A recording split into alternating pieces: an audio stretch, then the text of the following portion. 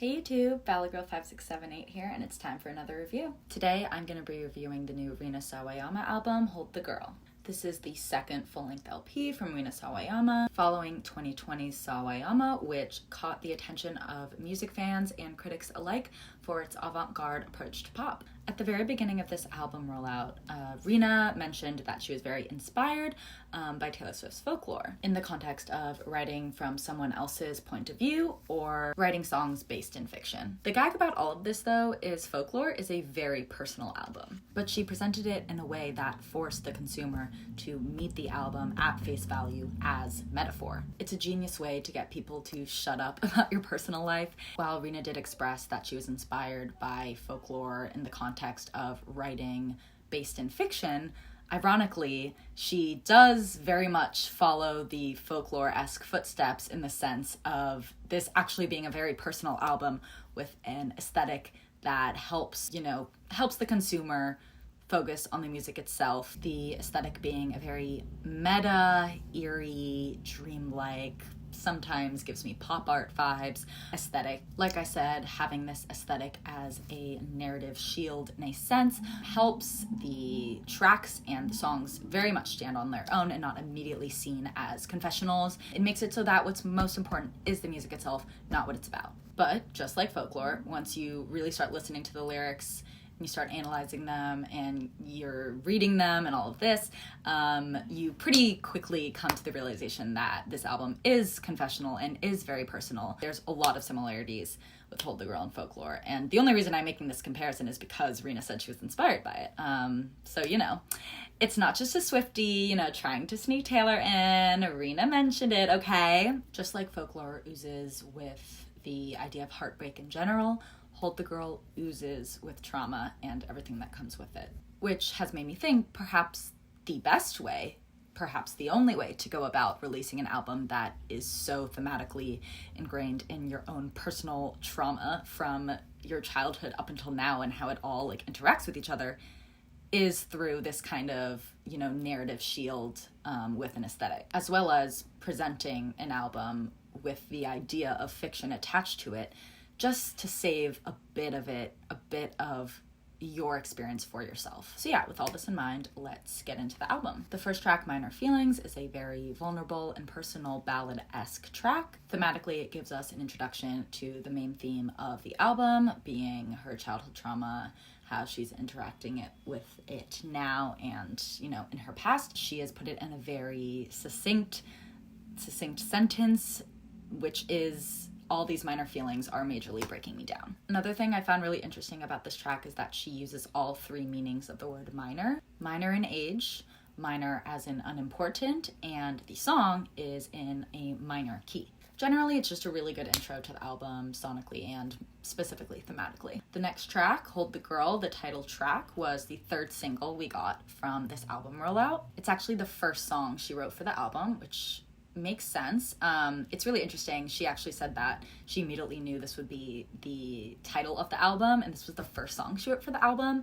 So, that basically gives us a hint that she's been pretty keyed into the general aesthetic and themes of this album from the get-go, which I think is shown in the product for sure. Ultimately, it's a song about self-love and trying, at least, to take care of yourself. This track marks the beginning of the very Rina-esque thing that Rina does, the genre mixing within her own aesthetic realm of pop that she exists in, specifically with this track, with the genres of country and stadium rock, and of course, pop. The next track, This Hell, was the first single. I absolutely love this track. It's so cute. On this track, we have Rina subverting the belief that homophobes have that queer people are going to hell. She said on her little Spotify storyline thing, well, if we're all going to hell, it would be the best party ever. She mentions iconic women in pop culture from the past that were fucked over by culture itself. She says, fuck what they did to Britney, Lady Di, and Whitney. And then she also has cute little iconic lines from iconic women in pop culture history, like Paris Hilton's That's Hot, which I love. Ultimately, this song is giving country.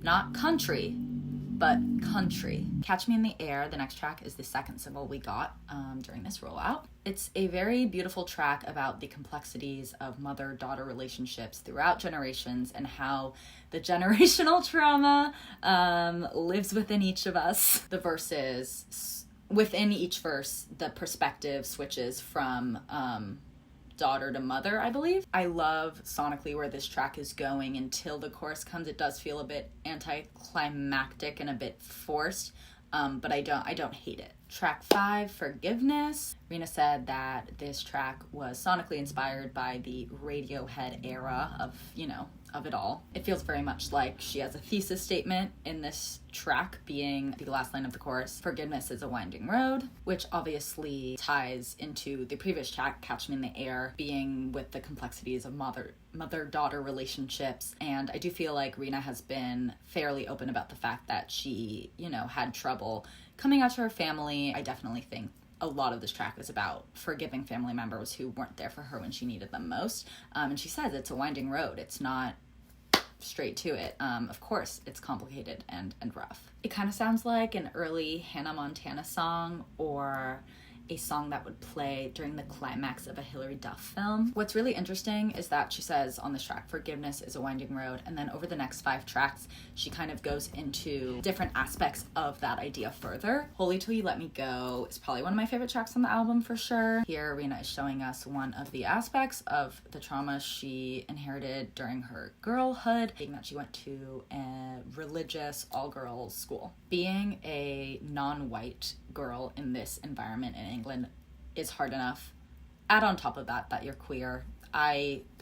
It's a lot that she probably had to just swallow and take in. Rina said she wanted it to sound like a rave in a church. We all know that Gaga is a huge influence for Rina, and I think on this track sounds the most like a Gaga track to anything else on the album. But honestly, every single one of Rina's songs gives me Gaga because she's such a, obvious influence. The next track, Your Age, was the last song she wrote for this album. Here she blends country with metal and grunge, rock, pop. It's a very interesting mix. It can be a little abrasive to listen to, but if you're in the right headspace, it feels really good. If you're angry, this is a good song to listen to. She even specifically said that she wanted the song to just sound specifically like rage, pure rage. More specifically, Rina said that the anger that she is trying to represent is the anger that she has developed as she has gotten older, specifically towards the fact that when she was a kid in the 90s and early 2000s, adults, celebrities, the adults that were,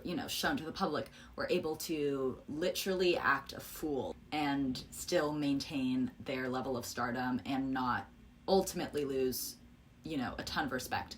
Obviously, that happens more for the male celebrities than the female ones, and notably, a lot of them, or more of them at least, were white. Ultimately, celebrities were allowed to do stupid things without getting canceled, and now that Rina is your age, meh. If she did as little as slip a finger, it could be the end of her career in the day and age that we're in, and especially since she is a queer woman of color. The next track, Imagining, is the most Britney-esque track on the album. However, it does have a bit of grunge to it. Maybe it's a track on Blackout. It is a song about gaslighting and, what it feels like to be gaslighting. Another little clue into what makes up of Rina's trauma. The next track is Frankenstein. She worked with multiple members of the band Block Party on this track, which is another ode to 90s, 2000s music shit. The song also gives me Gaga vibes, especially since she uses the word monster. I feel like it's little Easter eggs for her fans that know she loves Gaga and that Gaga's a huge inspiration for her, knowing that probably a lot of her fans also love Gaga. It's probably my least favorite track lyrically. It does feel just the most underwhelming track. It's very much giving Halloween. It reminds me of the Halloween-esque track on the new Megan album, Scary. The next track, Hurricanes, was the last single we got for this album. It's sonically very 2000s girl pop inspired. It's giving me Avril, it's giving me Kelly Clarkson, it's giving me Pink, it's giving me Hilary Duff. Even some early Katy Perry vibes. Going forward, the album kinda sonically at least tapers down a little bit, enters a bit more of sonically emotional, ballad-esque, softer vibes. The next track, Send My Love to John, is a very heart-wrenching song written from the perspective of a mother apologizing to her gay son for being homophobic to them. It is based on a true story that happened to one of her friends. However, again, Rina has expressed that this similar type of thing definitely happened to her with her family. So again, using a narrative, true story, a friend's true story to really talk about something that's actually quite personal and heart-wrenching to her. With that narrative shield, she has a bit of the privacy left for herself, especially for something along the lines of, your parents literally being homophobic to you as a queer person. That's really heavy. That's a lot to very legitimately or literally express. So I think this was a good way to go about talking about that kind of stuff. Phantom, the next track, was the 4th single we got. The phantom that she's talking about is the inner child in her that she has lost throughout the years, developing into an adult. She talks a lot about filling the void that her inner child left her with when it went away. In more simpler terms, she has to heal her inner child before she can even begin to heal her adult self. The final track, To Be Alive, is a glimmer of hope at the end of a very tragic album. It gives me Postal Service energy production-wise, which totally makes sense with the sonic callbacks to the late 90s, early 2000s throughout the genres. And yeah, it has Rina kind of expressing joy, which we all deserve, and I truly hope that Rina can continue to find more and more joy. Overall, this album is a very emotional, meta, eerie, dark album. This album has reminded me, and hopefully reminded